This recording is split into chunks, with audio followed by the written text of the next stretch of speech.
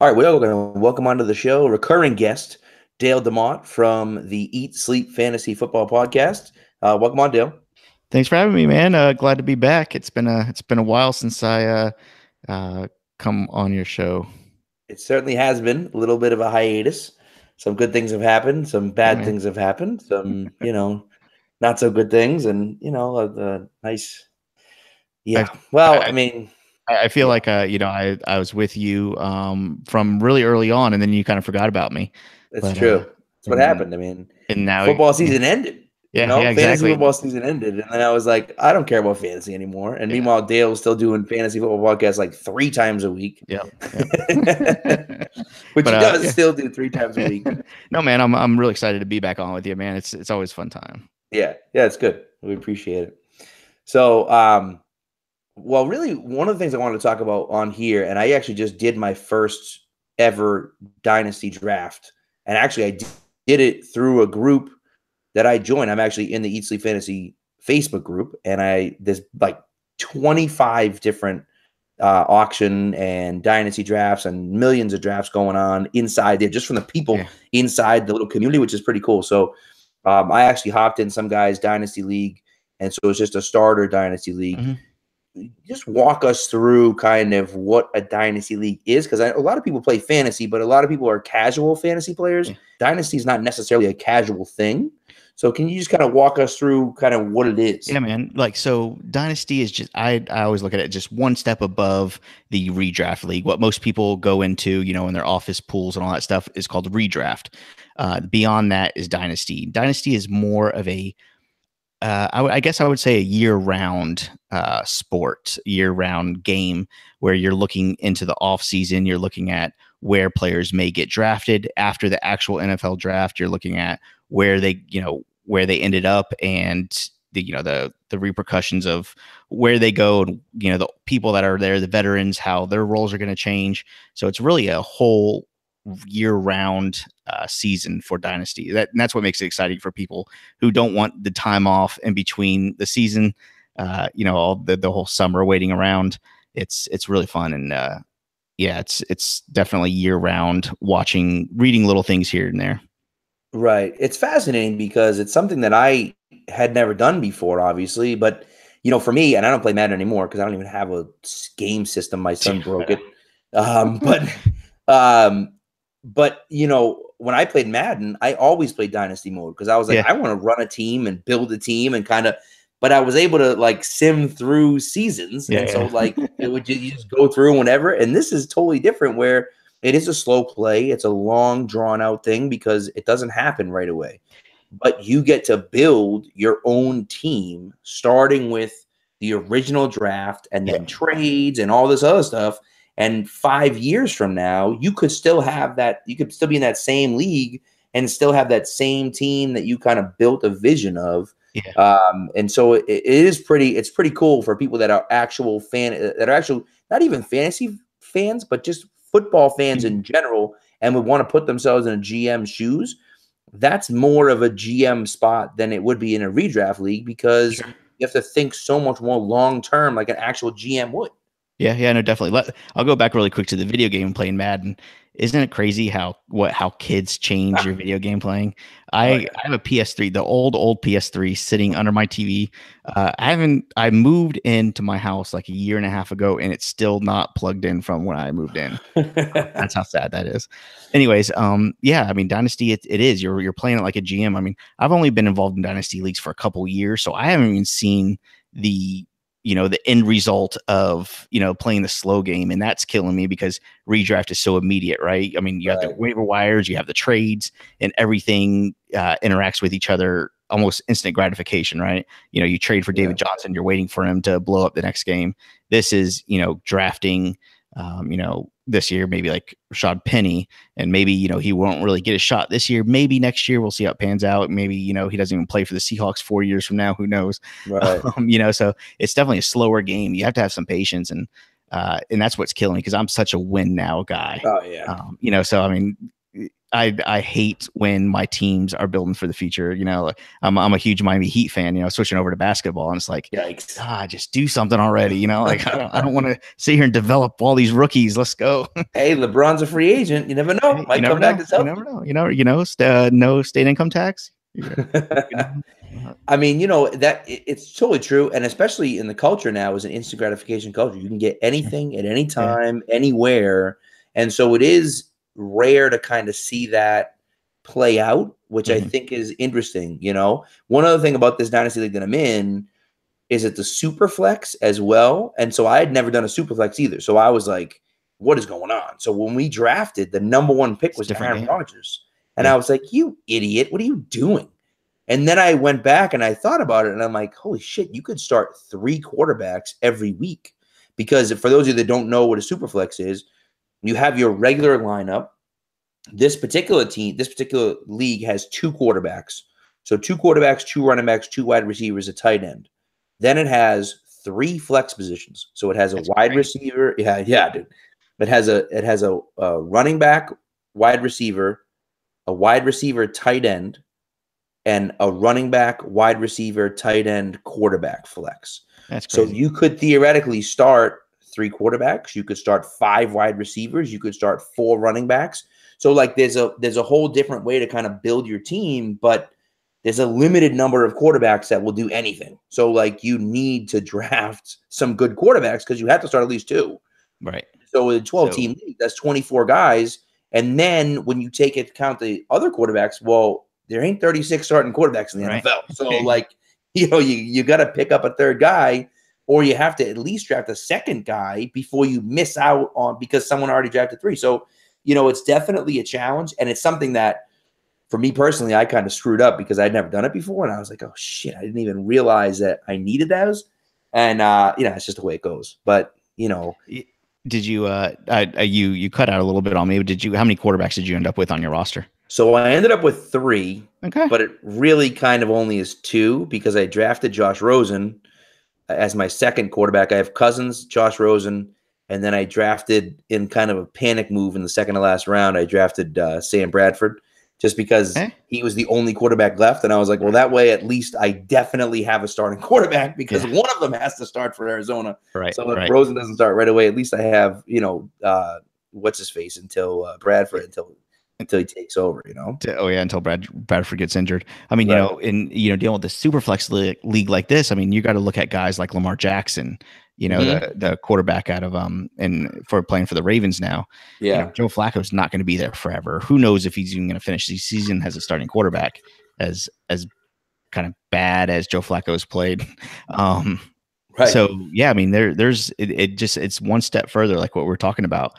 I mean, you have so much.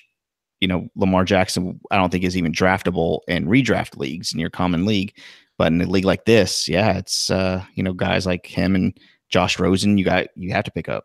Right. No, it's true, and it's a fascinating situation. And actually, you can trade draft picks. They made a thing you could trade draft picks. So I had the 9th pick, and I traded the guy that had the 6th pick. I traded my 2nd and 3rd pick for his 1st round pick and his 4th round pick. That I don't know if this is as common as I think it is. I end up making those trades a lot, and those trades are pretty much 50-50. I think that's as close as a trade you can get, the 2nd, 3rd for the 1st and 4th. And I even go up later rounds. I'll do like the 6th and 9th for the 7th and 8th, stuff like that. Right. If I know, I'll position myself and I'll kind of mock it myself and see where the guys are going to land. And if I think I can get, that guy, in the middle rounds, I'll trade in between or trade up or down. I don't know. It's tough because with the 2 and 3 being gone, by the time I realized I needed the quarterbacks, I was already past where I was picking. However, at 6 and 9, I got Kamara and Antonio Brown in a full PPR league. So I was like, I mean, that's a trade-off, right? I mean, I get, 2 guys that could be 1 and 2 overall. Right. And missed out on a quarterback because I didn't have another pick to the 4th round. So it's just it's what it is, Somebody like Antonio Brown is going to end up playing like a low end quarterback anyways. You know, he can get you 14 points almost, you know, on average. I don't remember what he averaged last year, but you know, a pretty poor quarterback, most, you know, a Tyrod Taylor say is going to average about what Antonio Brown. Don't quote me on that. You get what I'm saying though. I know what you're saying though. I know what you're saying. You're not making any solid predictions, but yeah, we understand. Right. So yeah, it's fun. It really is. And again, I mean, I'm a week into it. Like you know, I mean, people are already talking about trades and stuff, and I'm like, training hasn't even started yet. Like, I don't know why anyone's making any trades, but you know, like, you know, that's just, it's fun to think about. And this guy's going to do that, and this guy's going to do that. I actually drafted Dez Bryant in the 17th round because I forgot about him. I assume everybody else did too. He wasn't on the list because he doesn't have a team right now. He's predicted for 0 points.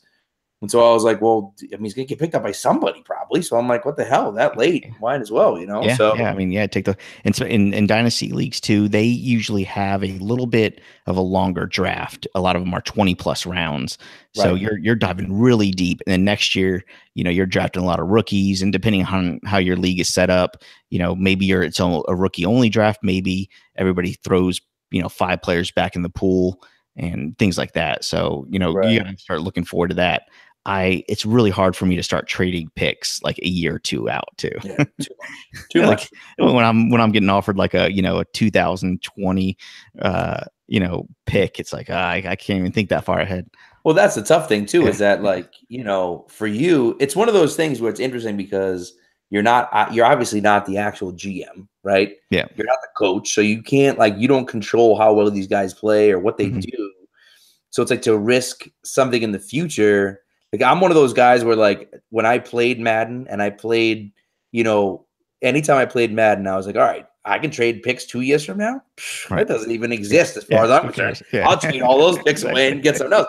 You know what I mean? But then it's like, then you get to that point and you're like, oh crap, these guys that I thought were going to be good actually ended up sucking because they were in a terrible situation or the coaches sucked or whatever. And then it's like, oh, you idiot. Like, you know, so it's just like, you do have to be careful because you do run the risk of kind of overexerting yourself a little bit without, you know, being present you getting future you in trouble. Yeah, 100%. So, but yeah, it's fun. It's something I'm looking forward to doing. If you haven't tried it out there, give it a shot. This league actually was a free league. He said, you know, first year we'll do it free, and then next year we'll add some money into it, just because, you know, a lot of guys were first-time dynasty guys, and he was like, let's just try it. Let's see what happens.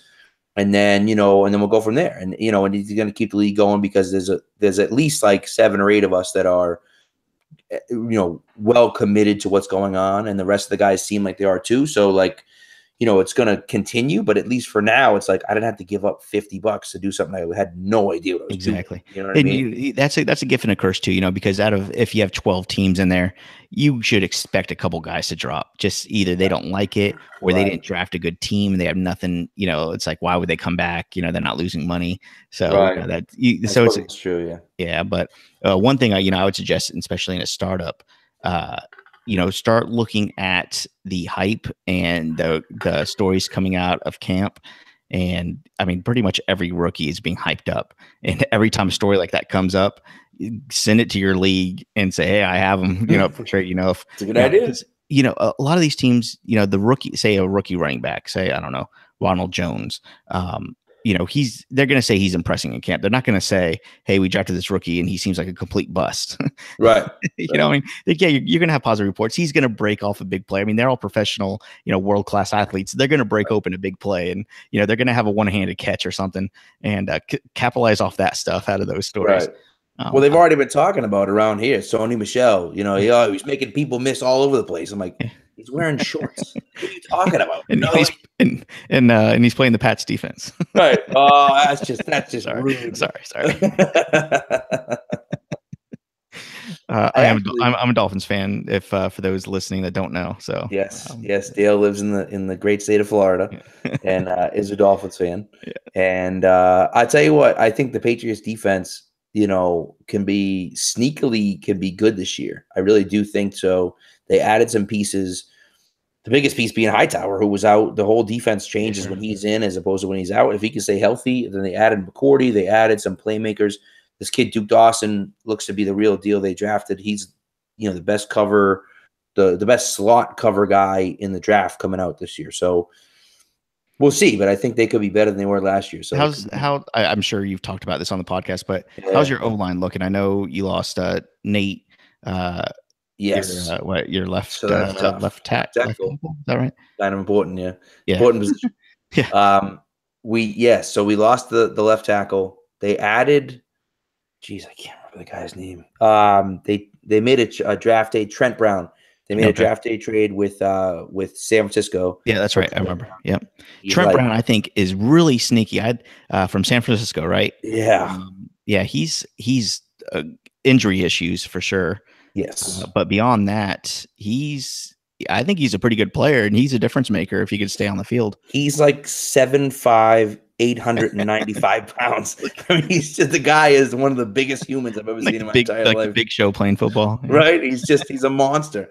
Yeah. So he's big. They got him, and they also drafted Isaiah Wynn in the first round. Okay, with their first pick at 23, and he's a guy that a lot of people thought would play inside because he's short, but he has long arms. They're going to try him at tackle first, and if he doesn't work out at tackle, they're going to move him to guard because Shaq Mason, who's going to be the best guard that's going to be a free agent next year, is going to get paid next offseason. Right. And they are not going to be the ones to pay him because he's going to get – I mean, I think the number one – Zach Martin was the number one guard this year, and he got like a ridiculous contract. Right. And they were like, well, Mason's going to be the number one guard coming out next year. Like, it's not – it's going to be ridiculous, the money he gets. Similar to what happened with Solder. It was like Patriots offered him $12 million a year, which is good. But he's the highest paid offensive tackle in the history of the game. Right. I mean, what are you going to do? You can't match that, you know? Right. So it's like, same thing with Mason. Like, they want to keep him, but if he's going to be the highest paid guard in the game, like, how are you going to keep that guy? You know, they're again kind of building for the future. I think if Wynn moves inside, he moves inside. If he stays outside, you know, we'll see what happens. But sure. It's going to be interesting. But I think it'll be okay.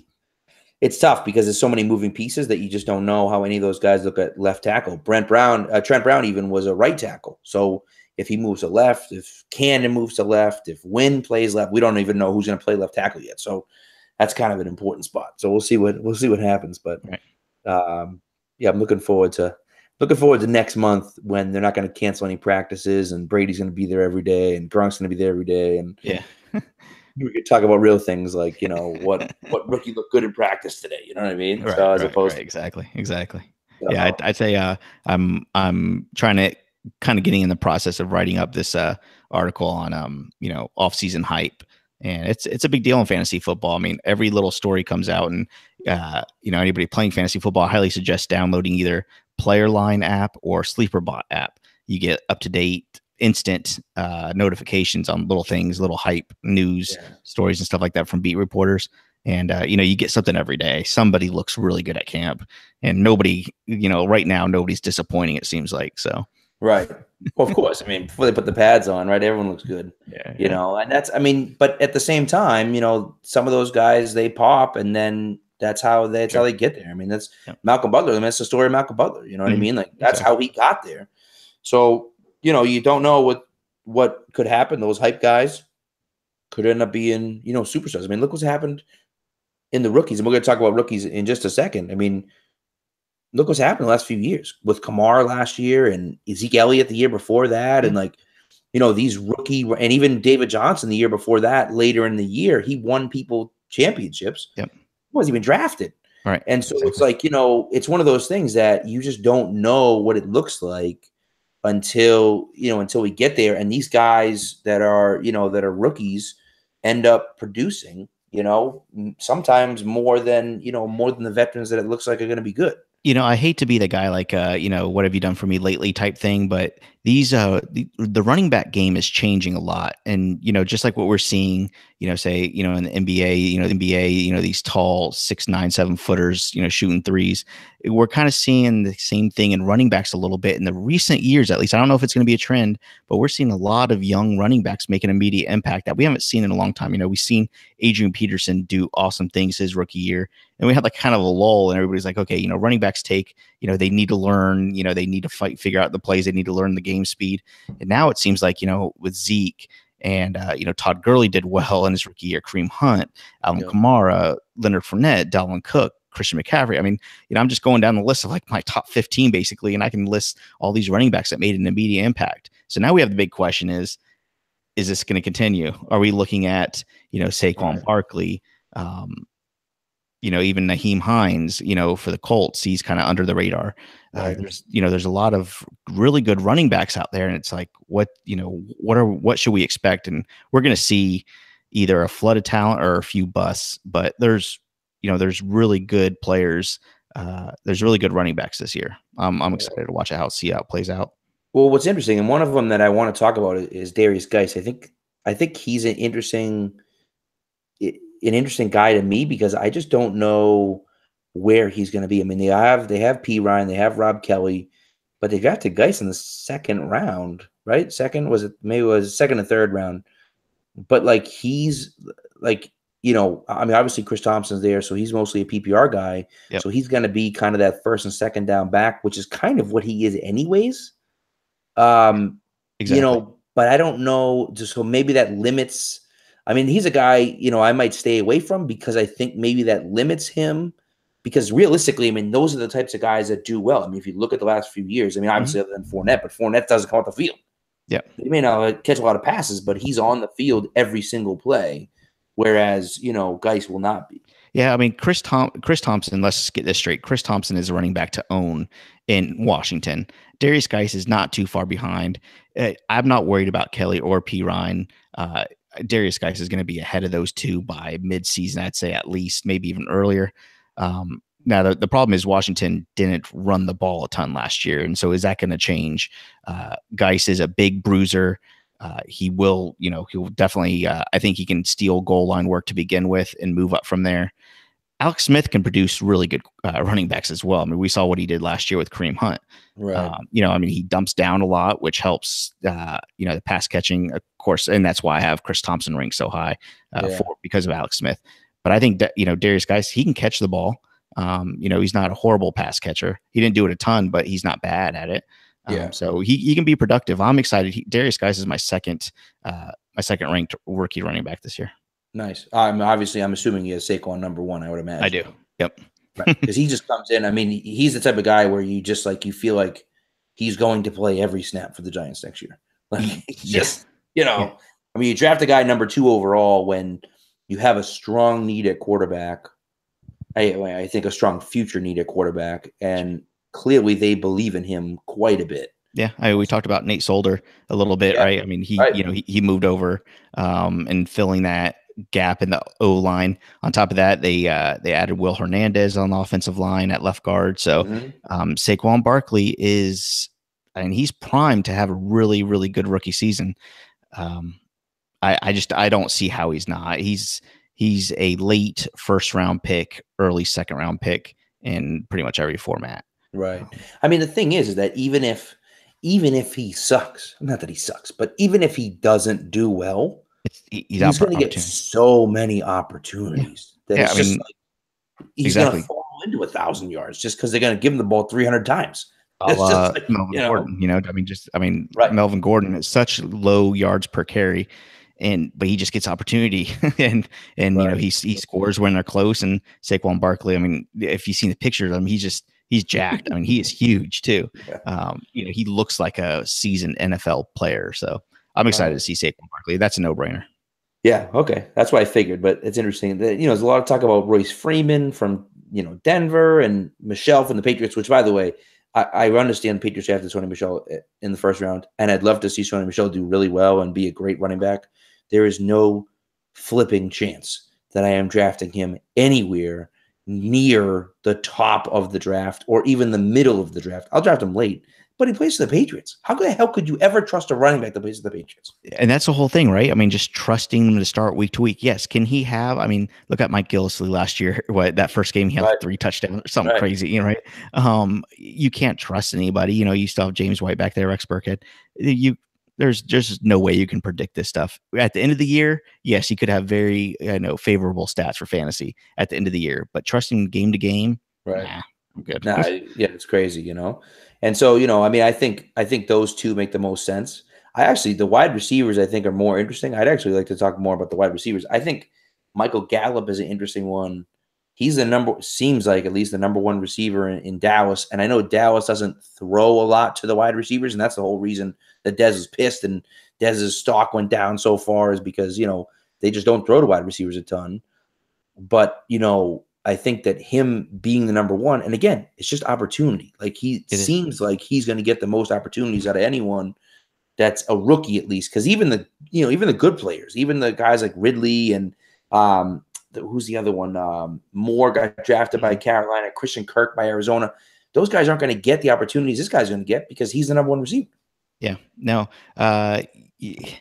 Gallup, I'm still a little weary and still a little nervous to draft Gallup just because of the situation. They don't use wide receivers a ton. And to be honest, I mean, and I've said this and everybody makes fun of me for it on the show on my podcast, but Deontay Thompson, I really like Deontay Thompson, and I know we're kind of talking rookies and stuff, but Deontay Thompson from University of Florida a few years ago, my alma mater, he's speedy, and he has great hands. I think he could be a difference maker in Dallas. I like keep an eye on him. I don't know. I'm drafting him really late just to stash him, especially my dynasty leagues. I'm drafting him really late, but I think he can be a difference maker. I just want to say that somewhere else besides my podcast, just so there you go. You can replay it later in there. I won't make fun of you.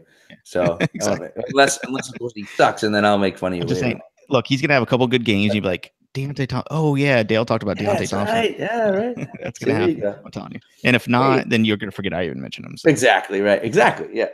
So win. That's true. So yeah. So I mean, I think that there are guys. It's tough because you just don't know really. I mean, there's been some hype on some different guys. I mean, training camp hasn't even started yet, right? But there's been some hype on some different guys and stuff. But I think the running backs have more of an impact usually than the wide receivers, the rookies at least. Yeah. They just don't seem to have as much of an impact. One guy that I think is fascinating is Mike Gesicki, who got drafted by Miami. Mm-hmm. He looks like Gronk 2.0. Yeah. Just his build and some of the plays he made in college. He sucks at blocking. I mean, I don't think he's ever blocked a guy ever in his life. And so that's clearly a little bit different than Gronk. But I mean, fantasy doesn't really give a shit if he blocks or not. So realistically, we don't care about that when we're talking about fantasy football. But I think that he could be a guy, especially on an offense that's desperate for playmakers. Especially losing Landry was huge. He could be a guy that step in and catch 8 to 10 touchdown passes. It's this season. Entirely possible. It is. And speaking of the Dolphins' pass catching abilities, I mean, another hype guy. I mean, every year Devontae Parker gets hyped so much, he doesn't do anything, and they're hyping him up again this year. And I just think I guess it's like PR just to get people interested in keeping the Dolphins in the news feed, I guess. But this tight end could be something really good for Miami. I think Tannehill can definitely use a good tight end. And I don't care if he blocks or not either. I mean, we have a decent offensive line, middle of the road, I'd say. Offensive line. We don't absolutely need, somebody else back there. I mean, Tannehill is probably going to fall apart mid-season again. Yeah. We got one of my favorite receivers on the Patriots last year with Danny Amendola. Mm-hmm. My problem is he's going to fall apart by mid-season because he's not super durable. And he's been fantastic for the Patriots in the playoffs, but he's been great in the playoffs because they don't play him a lot in the regular season and they save him for the playoffs. That's why he's been so good in the playoffs. And he's just over the course of his year, over the course of his career, he just hasn't been super durable. He gets hurt. He's a warrior. He fights through injuries. He plays hard every single play, but I don't see him lasting a full year. I'd love to see it happen. I'd love to see him put up Landry type numbers next year. I just don't. I'll believe it when I see it. I'll put you that way. Look, I can't imagine him lasting a whole season. Jarvis Landry is a special wide receiver. I mean, people think he's a product of the Miami Dolphins system or Ryan Tannehill or whatever. Tannehill force feeding the ball. Jarvis Landry is just really, really, really good. He's a top 20 talent in the NFL among wide. I think there's crazy stats. The first 2 or 3 seasons he was had the most receptions for NFL wide receiver ever. Right, exactly. A debate that we have, and I would like to get your take on this since you watch a lot of the Pats and you're really close to all that stuff. How much of Amendola was a product of the system / Tom Brady versus, real talent there. Well, so it's, I mean, he's such a small guy. I mean, it's yeah. harder for them to begin with. So Well, I want to get your thoughts. this is the thing about Amendola, and the thing that we grew to love about Amendola here is that anytime you needed a play to happen, Danny was the guy to do it. And he was open and he caught the pass when it went to him. I mean, if you look at, the runs, look at the postseason runs of 2014 and 2016, and literally every time they needed a big play, it went to Amendola. Fourth down 28-9. Down 28-9? Or is it? No, it was 28-3. Down 28-3. Right. 4th and 3, they throw it to Amendola. He catches the second to last touchdown in the no, I'm sorry. He catches the tying 2-point conversion in the in the Falcons game. He catches a touchdown pass in the Seattle game. So it's like he does all these different things. He caught a touchdown pass in the Ravens game in 2014 where they came back down 14. Like he just, when they needed a big play, he made it and he was available. And he was one of those guys that he was just dependable and reliable. And so I think for me, I look at him and say he may not be a number one wide receiver. And that's why I don't think like he can put up huge numbers throughout the course of the season, because he seems to elevate his game at times where it's important. And I think that that's kind of one of his skills and one of his traits, and almost like kind of his best trait. I just don't know if he could do that on every play. So it's like, if you're in close games and you need a big play at the end of the game, Tannehill should be looking at Amendola, and Amendola is going to make a play as long as Tannehill can get on the ball, right? And so it's like one of those things where I think that that's kind of where he's more suited to than necessarily playing that slot like Landry did, where he's catching 100 balls a year. It's just not him. He just doesn't, you know what I mean? He just doesn't do that. Fantasy wise, I'd look at it and say, yeah, no, I wouldn't draft him fantasy, or I'd draft him late and not expect too much from him. In a PPR league, I draft him late and not expect a ton from him. Fill-in guy here and there. But as far as your team is concerned, you play in those close games, you need some big plays here and there, some big third down conversions, some big fourth down conversions, whatever. He's the guy you want on your team doing that. Yeah, definitely. I mean, you're just talking about wide receivers, and you kind of touched on it already, but, a lot of these rookies, they can't get right into the game. Last year we had big hopes for Corey Davis. He was injured a little bit, a little part of the season. Mm-hmm. Towards the end of the year, we saw flashes of, I think, 1 or 2 really good games, and flashes of really good play and productive play with Marcus Mariota there in Tennessee. I think somebody like Corey Davis could make a good turn this year. So don't sleep on Corey Davis. These second-year wide receivers, OJ Howard. I know he's a tight end for the Tampa Bay Buccaneers, but that's another guy who, these switches kind of flip, in the off seasons, either it's the second, third, whatever year, they will flip. And these two guys, Corey Davis and OJ Howard, are just beasts and can really do something special next year. I'm pretty sure Davis had a pretty good game against the Patriots in the postseason. Yeah, I think he caught a touchdown pass for two touchdowns. I believe I don't have it in front of me, but but I'm pretty sure that's what it was, because I remember thinking like, oh yeah, that's Corey Davis. He didn't do much this year, but he was supposed to be a beast. He looked pretty good. Yeah. He looked pretty good on those 2 plays. So I mean, obviously, the Patriots clearly won that game, and it wasn't very close. But but that was kind of one of those things where I think I think you're right. I like him a lot. And OJ Howard was the type of guy. Same thing. Alabama. What, 2 years in a row he had like 200 yards receiving in the championship game or something ridiculous like that. Yeah. And so like he has the ability to certainly do that. And I think you're right. Second year, those guys definitely come along a little bit more. So not just rookies. Definitely keep an eye out on those second year guys. Even running backs too. I mean, that second year is huge for some of those guys. It is. I mean, we all look at the the rookie years and say, okay, yeah, either they're boomer bust type players, but man, if you're a little patient with some of these guys for the second year, not like Dalvin Cook, we didn't get to see a lot of him. When we did see him, he was explosive and amazing. So don't forget how he played before he got hurt.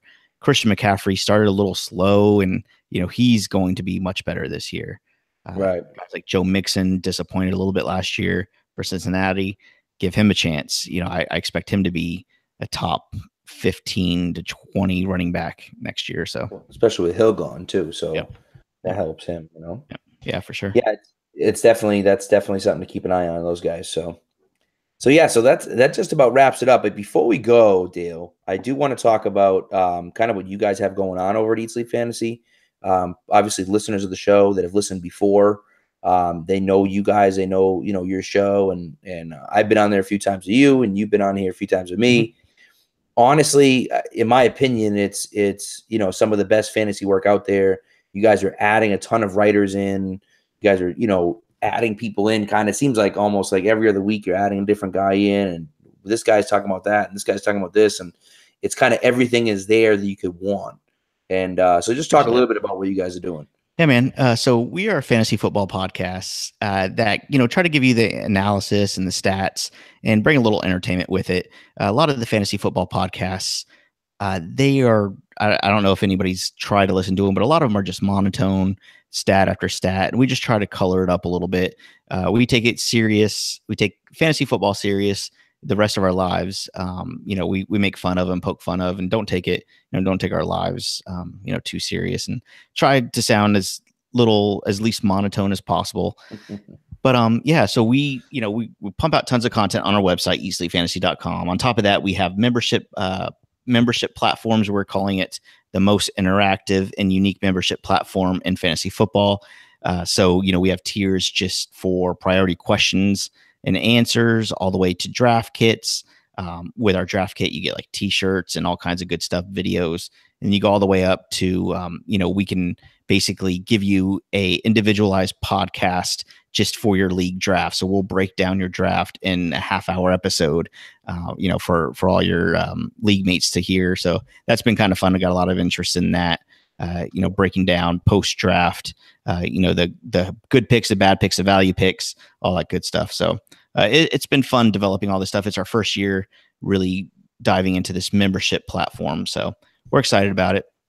And for Weekend Warrior podcast listeners, we have a promo code, and I'm kind of embarrassed because I don't remember what deal I gave you for this, but I want your listeners to download or even just join any of these membership tiers. It starts at $5. And the promo code is, if you go to eatsleepfantasy.com and you go to join now, the promo code is WWP. And how much do they save? I don't remember. I'm pretty sure we talked about 15%. Okay, 15%. Okay, that's it. I was gonna say for the listeners, I was gonna go like 40, but I figured, I think we talked about 15%. So I think that's 15% off. I mean, I know I'm gonna be buying a draft kit for sure. I just think, again, it's one of those things where if you play in a league or two or three or five or however many you play in, you spend the money, you're really going to get you're going to get back what you put in is really what it comes down to. Yeah. It's all about preparation, running your team. And it's not just the draft, obviously, but the draft is the most important part, of starting your redraft team, is getting that draft done right. And if you don't do the research, if you don't put the time in, you're just not going to do as well as if you do. And honestly, you can try to go to 15 different websites and go to ESPN and go to Yahoo and go to CBS and try all these different ones. But it's like, sometimes you just need the stuff right there in front of you where you could just look at it and say, okay, this is what we have. And there are 3 or 4 or 5 different guys talking about it. And now you can kind of get different people's opinions, on the same guy. And so now you can make a decision based on, the decisions or the opinions of different people. Yeah. I mean, there's tons of content out there. I'm not trying to mask that at all. You can get free content. You can learn pretty much everything about fantasy football everywhere on the internet. Where we differ is our individualism. You can email us. We do Skype calls. If you have a sit-start question during the season, should I do Christian McCaffrey or Melvin Gordon this week? Blah, whatever. You get individualized responses. It's just not, here's a list of people. Good luck. It's email me. Hey, Dale, I'm really debating. I got this trade going on. What do you think? And all that stuff is covered on the membership. And so that's what we're really trying to come across and get across to all our listeners is, we want to have the most individual and unique membership platform in fantasy football. And I think we're going to do it this year. Yeah, no, it's cool. And even so, you guys are good on Twitter about responding to that stuff too. And I don't know if you're gonna do it again this year, but you guys did not live drafts, live podcast last year. We had people call in Yeah, that's and fun. ask Yep. different questions or stuff. I'm assuming you're still doing that this Yep, year, I still doing assume. it this year. Yep. Yeah, so And part of the that's membership too. Not only are we going to have the live calls that everybody can hear, I think we're going to keep doing them on Friday nights. But on top of that, we are going to do Facebook Live videos throughout the week too, between the co-hosts and all the writers. So if you're part of the membership, you automatically get into the Facebook group, which gives you all the live shows, and you can interact with us there. Do those a couple times a week. So that's going to be fun. right. And like I said, I was a founding member of the Facebook group, and it's one of those things that and it gets to a point too where it's not even about you guys. It's about the community itself in there, and we're all talking about different things. And it's like, okay, what do you think about this guy? And then 20, 30, 40, 50 different people are giving their opinion, and you can kind of go back and forth, and you can get a ton of different people's views on it because you're in a group with a few hundred people, and it's still a closed group, so it's not like everyone on the internet can talk about it, but like it's the same kind of faces that you recognize and the same names you recognize. You can kind of go back and forth and have a good idea of who you agree with, who you disagree with, and kind of go from there. It's interesting. It's the community has built exactly how we envision, which is pretty weird because everything we do on the podcast is nothing like we wanted.